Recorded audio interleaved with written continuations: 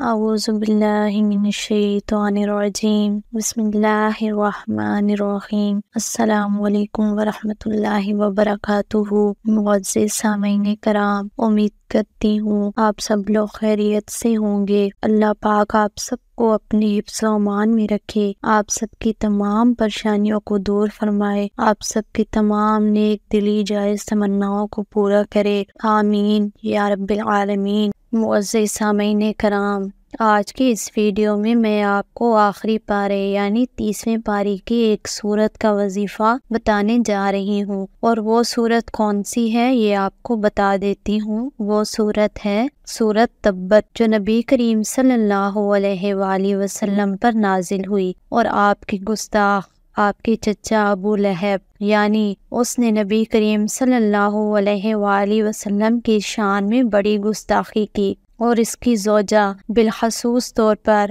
جمیل جو ہے ہمیشہ سروں پر لکڑیاں رکھتی تھی، آپ صلی اللہ علیہ وآلہ وسلم کے لیے نازیبا الفاظ بولتی رہتی تھی، جیسے اکثر لوگوں کی عادت ہوتی ہے، اور اکثر دین کے بارے میں باتیں کرتی رہتی ہیں، لب کشائی کرتی ہیں۔ یہ چیز بڑی نقصان کی باعث بن جاتی ہے۔ ابو لہب وہ انسان ہے جس نے نبی کریم صلی اللہ علیہ وآلہ وسلم کی ولادت پر اس نکرانی کو آزاد کر دیا، جس نے یہ پیغام دیا تھا کہ آپ کے بھائی عبداللہ جو فوت ہو گئے ہیں، جو فوت ہو چکے ہیں، ان کے گھر میں بیٹا پیدا ہوا ہے۔ پیدائش نبی پر، ولاد نبی پر اس نے اس صوبیہ نامی نکرانی کو آزاد کر دیا، لیکن جب مقصد نبوی آیا، آپ صلی اللہ علیہ وآلہ وسلم نے 40ویں سال جب 40 بہاریں ان کے اندر گزار لیں، اور آپ نے کوہ صفا پر کھڑے ہو کر کہا کہ میں جو بات کروں گا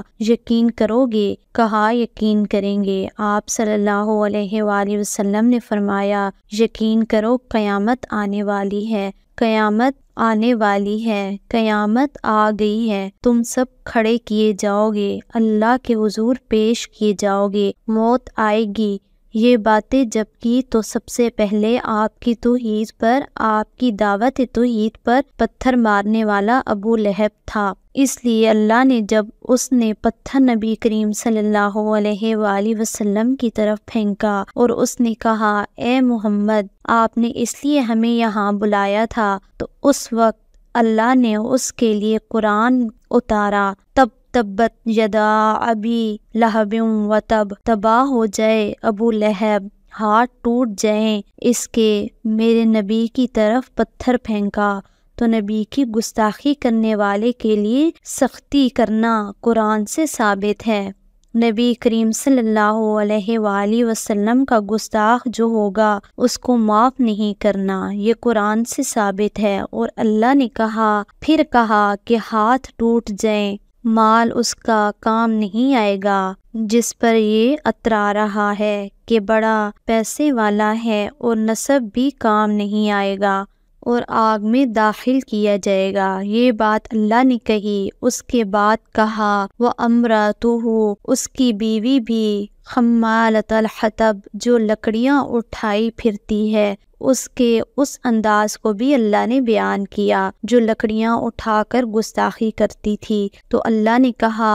وہ بھی دوزخ میں اس کے ساتھ ہوگی، اور وہ لکڑیاں اس کے گلے کا پھندا بن جائیں گی۔ اور ایک دن ایسے ہی ہوا، لکڑیاں سر پر رکھی ہوئی تھیں اور رسی سے باندھی ہوئی تھی تاکہ لکڑیاں گرے نہ، تو لکڑیاں پیچھے لٹک گئی، اور گلا جو ہے وہ اس کا وہیں گھٹ گیا اور وہیں مر گئی۔ تو سورت تبت جو ہے، اگر کوئی آدمی دشمن سے عاجز آ چکا ہو اور دشمن اسی کو نقصان دینا چاہتے ہوں، اب لوگ اس کے مخالف ہوں، دشمن اس کا حد درجہ شریر ہو، تو آپ اپنے دشمن کے لیے، نقصان دینے والے کے لیے سورت تبت اس طرح پڑھیں کہ تبت یدا ابی لہب و تب، پھر اس کا تصور کریں، اور جب لفظ لہب پر پہنچے تو اپنے دشمن کا تصور کریں، اور یہ 41 بار روز پڑھ کر دعا کریں، انشاءاللہ تعالی اس کے شر سے بچ جائیں گے اور اللہ تعالیٰ اس کو اپنی گرفت میں لے لے گا۔